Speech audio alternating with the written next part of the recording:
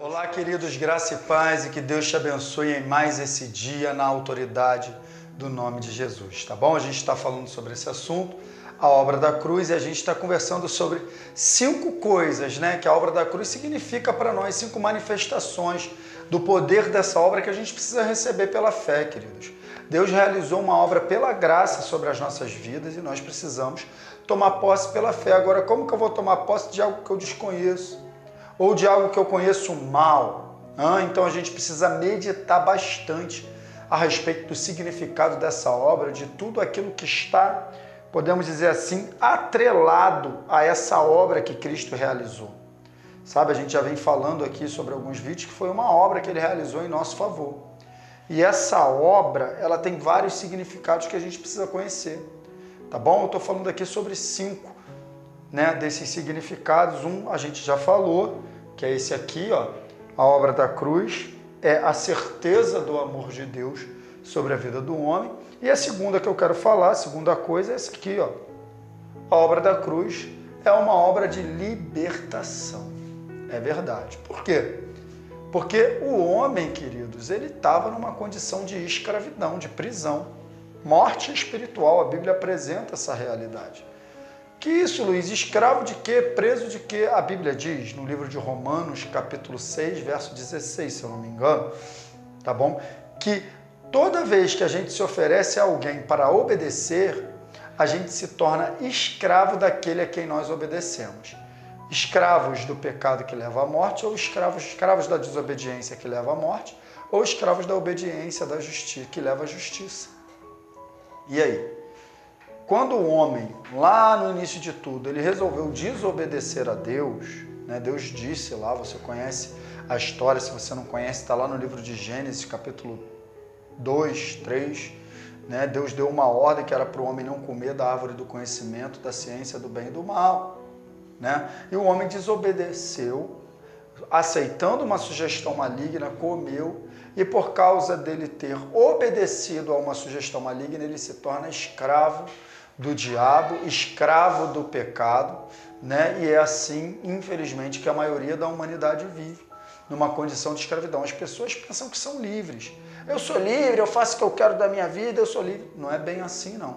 A Bíblia diz que todo homem ele está debaixo de uma influência. Por que você acha que tem muita gente que não consegue largar um certo estilo de vida? Tem muita gente que não consegue se libertar de uma certa prática, porque virou escravo. Mas a boa notícia é que Cristo ele nos libertou. Ele realizou uma obra libertadora. É por isso que ele precisou encarnar.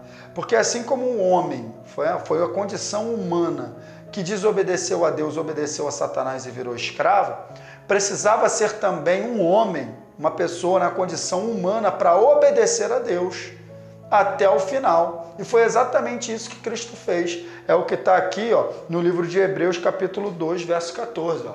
Portanto, visto que os filhos são pessoas de carne e sangue, ó, natureza humana, ele também, está falando de Jesus, participou dessa condição humana. Então Jesus, quando ele encarna, ele participa da condição humana. Está lá no livro de Efésios, é lindo. Que haja em vós o mesmo sentimento que houve em Cristo Jesus, capítulo 2, que mesmo sendo Deus, não julgou que o fato de ser igual a Deus era algo que devia apegar-se. Antes esvaziou-se a si mesmo, assumindo a forma de homem, e sendo encontrado em forma humana, foi servo, obedecendo até a morte e morte de cruz. Olha só que coisa linda. Ele participou dessa condição humana para quê? Para que por sua morte ele derrotasse aquele que tem o poder da morte, isto é, o diabo. Ou seja, quando Jesus morre sem pecado, inocente, ele quebra o poder do inferno contra a vida do homem. Porque era uma dívida, né? A questão da prisão, o homem estava preso por causa de uma dívida. O homem estava preso por causa de uma dívida. Que dívida é essa? A dívida que ele contraiu com o pecado. A Bíblia diz que o salário do pecado é a morte, o preço do pecado é a morte. Então, a dívida que o homem contrai quando peca é uma dívida de morte. E Jesus, ele morreu no nosso lugar, ou seja, ele pagou essa dívida, né, para que nós pudéssemos ser libertos. Então, ele derrotou o poder da morte. Qual era o poder da morte? O poder de uma dívida. Então, quando Jesus ele paga essa dívida, a gente vai falar disso também mais para frente, né, ele nos liberta. É o que está no verso 15, olha lá, ó.